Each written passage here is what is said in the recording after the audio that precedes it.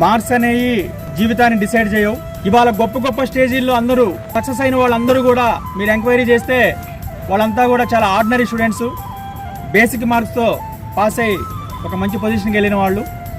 So ర్యాంకులు రావాలని, తల్లిదండ్రులకి ఏదో మంచి పేరు గొప్ప పేరు తీసుకురావాలి, మార్క్స్ తక్కువ వస్తే వాళ్ళ పరుగు పోతుందని మీ అందరికీ మీరు సైకలాజికల్గా డిసైడ్ అయ్యి తొందరపాటు నిర్ణయాలు తీసుకొని మీ లైఫ్ని డిస్టర్బ్ చేసుకోమాకండి. చదవండి, మ్యాక్సిమం ఎఫర్ట్స్ పెట్టండి, ఆ తర్వాత ఎంజాయ్ చేస్తూ సార్ చెప్పినట్టుగా ఎగ్జామ్స్ రాయండి. వచ్చిన ఫలితాన్ని ఎలాగున్నా కానీ స్వీకరించండి. ఫెయిల్యూర్ ఉంటే దాంట్లో నుంచి లెసన్ నేర్చుకొని నెక్స్ట్ టైం ఎలా బెటర్గా వెళ్ళాలనేది ప్లాన్ చేసుకోండి. సక్సెస్ అయితే ఆ సక్సెస్ని నలుగురికి షేర్ చేయండి. I wish you all the best. Thank you very much. Next నా పేరు శ్రీనివాస్. మీరు చాలా బాగా మాట్లాడతారు. మీ వీడియోస్ చాలా చూస్తాను.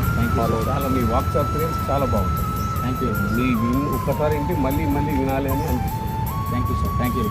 మీరేం చేస్తారండి? నా పేరు శ్రీనివాస్. ఇక్కడ కలెక్టర్ చౌక్లో bakery okay. Vasavi bakery and dry fruits Srinivas garu ఇక్కడ కలెక్టర్ చౌక్లో ఉంటారంట, ఆదిలాబాదు. సార్ కూడా నా వీడియోలు రెగ్యులర్గా ఫాలో అవుతుంటారంట.